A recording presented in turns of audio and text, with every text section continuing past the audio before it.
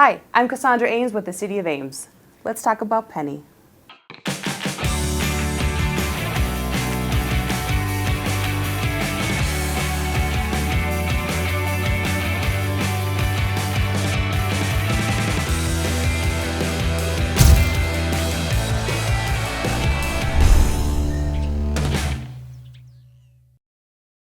Did you know that the Ames Police Department has a new crisis canine program? This is a new officer, Penny. But let's hear more about it from Sergeant Amber Christian. What brought Penny to the Ames Police Department? We needed to find new, creative, and innovative ways to reach our officers and the public when it comes to supporting mental health and resiliency. And so Canine Penny kind of offers that bridge to help not only our own, whether it's officers, records, dispatch, evidence. I mean, they all can see something that is traumatizing to them. But either way, you also have the community in which, as most of us are aware, we do have a lot of individuals that struggle with mental health. And so Penny can kind of be that gap between the community and our officers, and she provides this kind of calming effect and non-judgmentally, because obviously she sits here very quietly, as you can see. So what type of tasks will Penny be doing? So our day is always different, and that's the kind of the nice thing that I like about the job, and I believe that she does too, because we don't know what every day will bring. And so sometimes we are around the office and just providing support to our own. And other times, you know, once she's fully certified, she's going to be able to be out in the community and help those in crisis that are outside of the walls of the station. And so every day, depending on what comes up, whether there's an officer in crisis or whether it's a community member, another first responder, Penny and I will be ready to be activated to whatever type of call is needed on that date and time. Can you tell us more about what does a crisis look like? Because I feel like there's a lot of gray area, right? Like there's a huge spectrum of what crisis means. Right, and I think it's fair to say that no two crises are the same, right? And so something that you might find as a crisis, somebody else might not. And so we always say that we don't get to compare each other's crises.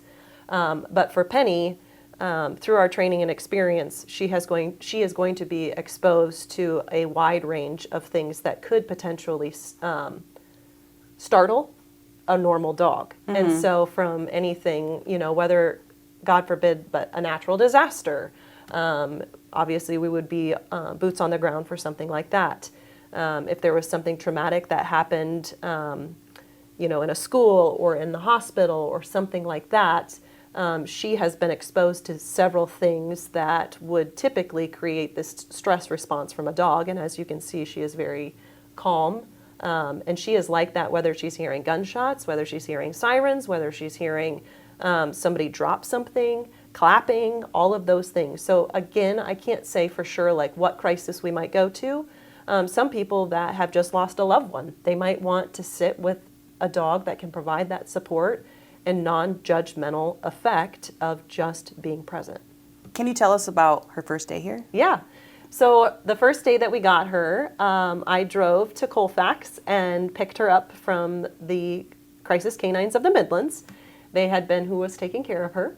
And so when we got back to the PD, of course, we did our walkthrough of who was ever in records and then also on the detective side. I noticed a couple people in our lobby. There was an elderly woman who was in a wheelchair, and she just looked sad. And so we were just kind of passing through. She was in a heel position, as she should be. And the lady in the wheelchair asked me, "May I pet your dog?" Of course, I said yes. And so Penny walked over to her, placed her head in her lap, and the two just like melted together. And the lady sat there for a long time, just petting her. And as you know, Penny's very good at just staying still and loving to be pet on. And so anyway, at the end, the lady said to me, "I haven't felt this much love since my son died." And so for me, that was very powerful. I thought, okay, this is what we're meant to do. We're meant to just be that, even if it's a brief moment of support and love for somebody. I thought that was really cool. Can you tell us about what this certification looks like for her? Yeah, so Penny and I have continued our training with Anna Child's Canine Training. That's down in Swan, Iowa. And that's working a lot on obedience and just different tasks and skills that are necessary for her to be, this well behaved. Mm-hmm. And then in addition to that, we will get all of our certifications through our Canine Academy that is coming up in October. So Okay. I'm very excited about that. It's a week long, and that'll be for Penny and I, where we are exposed to a wide range of things from, again, gunshots to fire trucks and firefighters running around and water rescues and different things. So anything that could create this type of atmosphere that could be, I'm trying to think of A the lot word. of stress happening at once. Yeah, so all these stressful environments, so that whatever we are, when we come back after that week, we will be fully certified in crisis response. And at that time, the chief can then badge her as an official officer with the department. So Amazing. we're pretty excited about that. That'll be awesome. So how can the community help support this program and Penny? The community can support Penny and the Crisis Canine program by coming and attending events in which Penny and I are present, as well as just on a day-to-day basis being kind to one another and respecting one another. Sometimes all of those emotions and negative thoughts that we have can be turned around by a friendly face or a wagging tail. Absolutely. And that's so true. Sometimes all we need is someone to be there, support each other, be respectful, and be kind. So if you want to learn more about Penny, please check out our City of Ames website. If you have an idea, if you want to collaborate with me, you know where to find me. I'm in the city manager's office.